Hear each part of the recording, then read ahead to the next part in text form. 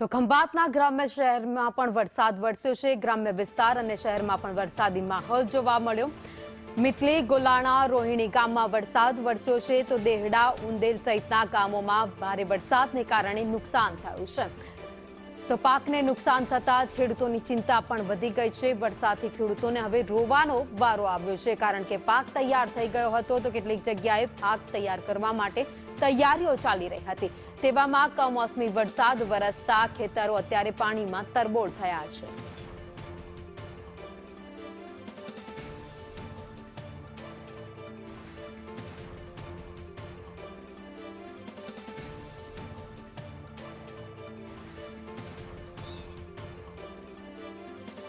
સૌરાષ્ટ્ર, દક્ષિણ ગુજરાત સહિત મધ્ય ગુજરાત અને ઉત્તર ગુજરાતમાં પણ વરસાદી માહોલ જામ્યો છે।